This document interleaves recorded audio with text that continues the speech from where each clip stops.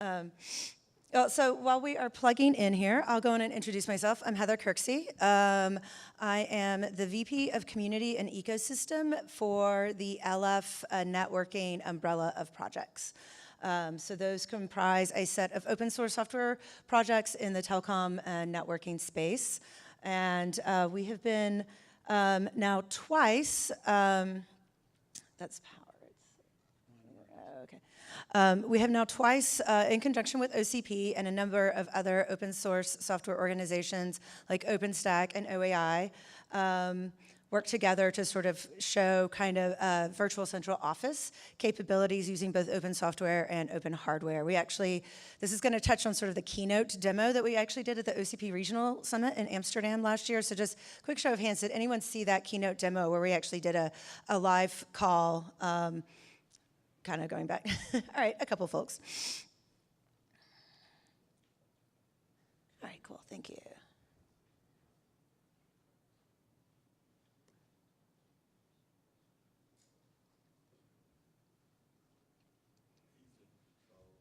Okay, cool. Okay, then I'll go. All right, cool.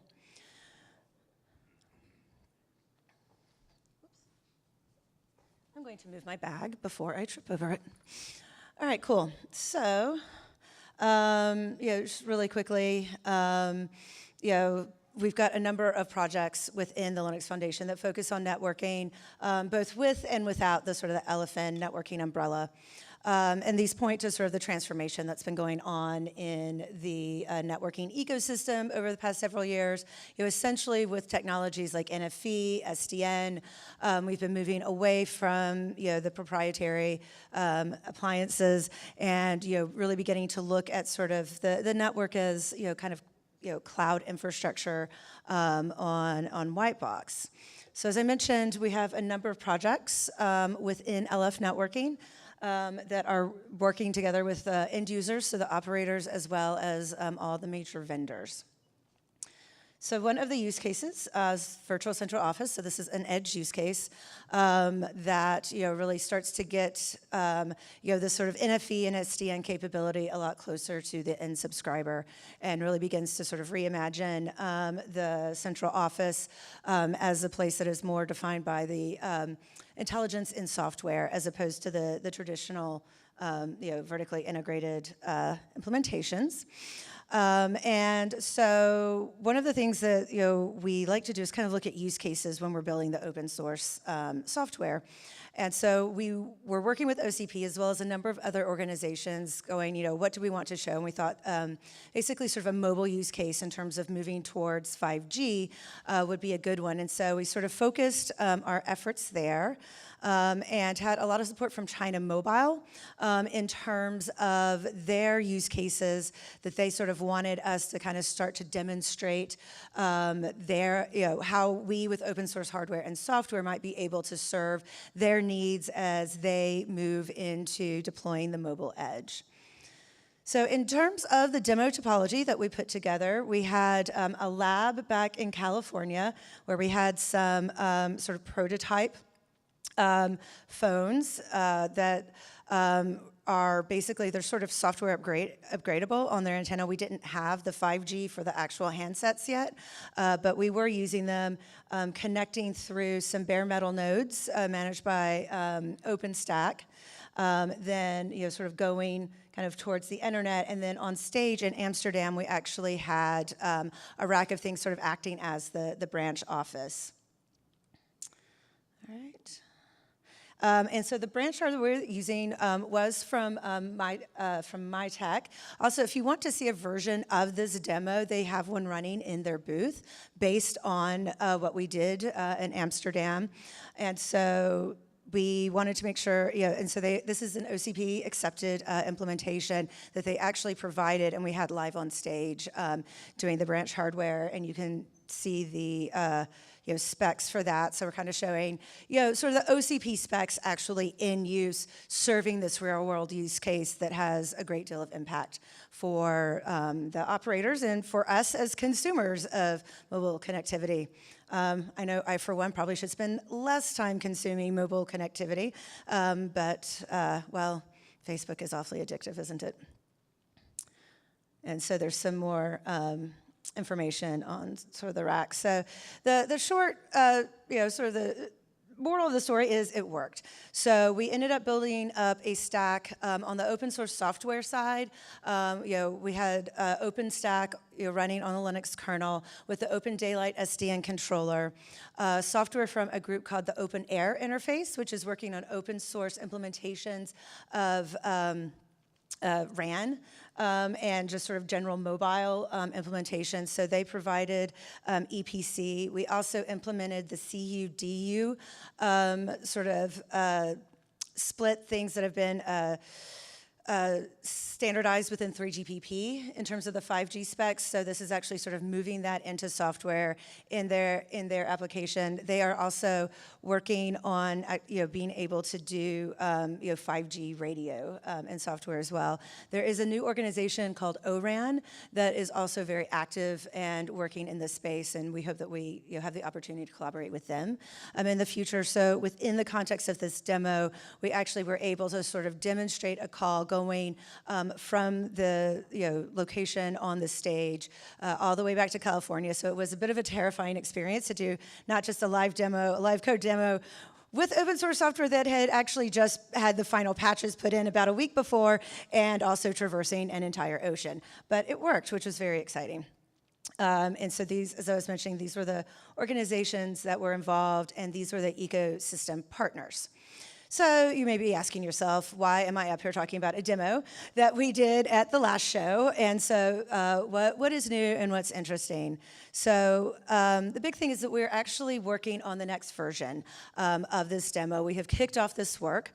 And this, basically, we're looking at it as an evolution, and what we are hoping to do is show true end-to-end sort of 5G. So we're working to get some, kind of early prototype handsets that have got some prototype, 5G radio in there. We want to show things working end-to-end. We're also hoping to be able to do this in a more cloud-native fashion. So we're working to containerize and look at cloud-native for the applications that we're going to show running over this mobile network. And this is sort of the time to get involved, because we're really setting the, kind of the intention and the strategy for the demo. We also want to be able to show integration with ONAP, which is another one of the projects in LFN that is sort of shows that it's a different way to manage the application. So it's a reimagining and reinterpretation of the service providers' operational support systems. So if we are able to do that, we think that we'll go a long way in terms of showing the industry what it looks like to start imagining 5G built with open source software and hardware components. Another aspect where I think a lot of the folks here, y'all are more on the hardware vendor side. OPNFE has a program called the Pharos Project, which is a set of federated community labs where we actually deploy various software stacks into hardware provided in various labs. We've got, about 13 of these worldwide, and different folks have different hardware in there, and we actually use these in the process of getting to our various releases, so that we are both increasing the amount of test infrastructure that we have, but also sort of showing hardware interoperability for the open source software. Our sort of current existing Pharos spec has been very focused on data center type applications. We're really wanting to begin to get some edge hardware in these, some edge optimized hardware, and really start being able to deploy some edge type use cases in this. So if you do have edge hardware and you want to sort of get some visibility, kind of with the sort of both the supplier community as well as the end user operator community, this is a great way to do it. It's also a great way to prove out your implementations in some of these open source, with the open source software, and for some of these use cases that the operators are looking to do. So we would love, and I put that in capital letters for a reason, we would really love to get some more suppliers involved in this program, so that we can really kind of take that to the next level. And then Furthermore, we actually also just released a white paper talking about the virtual central office and how these set of projects are looking to meet this need and service this use case. If you are interested in getting involved in the next version of the demo, we are hoping to once again have a keynote ability to present that. This is the mailing list. And so, as I said, it's underway. This is a great time to get involved because you can influence the direction of it, and we are still looking for hardware to build this on. So, I'm also here, hat in hand. Bring us some hardware, please.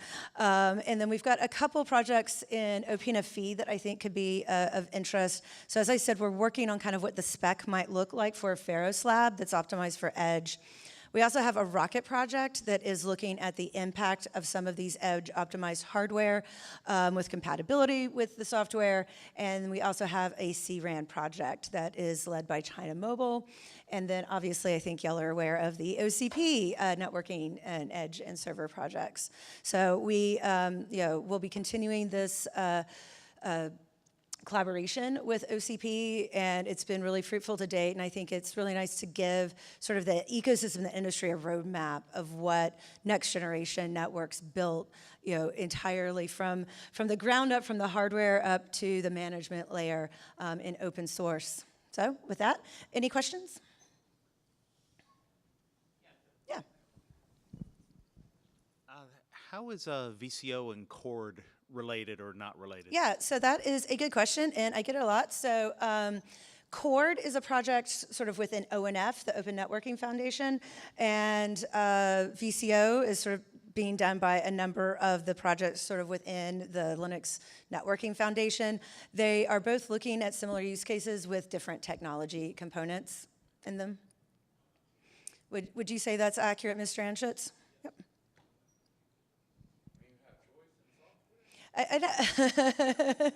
Well, I mean, to be honest, it's a question, a philosophical question that people ask. Is it good that we have projects sort of doing similar things in kind of competitive fashion? Wouldn't it be great if we all could collaborate on one thing? But on the other hand, there is choice and there's end user interest in both. And if nothing out, sort of proving out different strategies to be able to address the need. There are so many open source SDN controllers, we won't even get into that particular aspect. All right, any other questions? All right, and I think with that, I have maybe, we were running a little bit behind. I think I was pretty short, sweet to the point, so I think we should be back on kind of schedule too. So thank you all.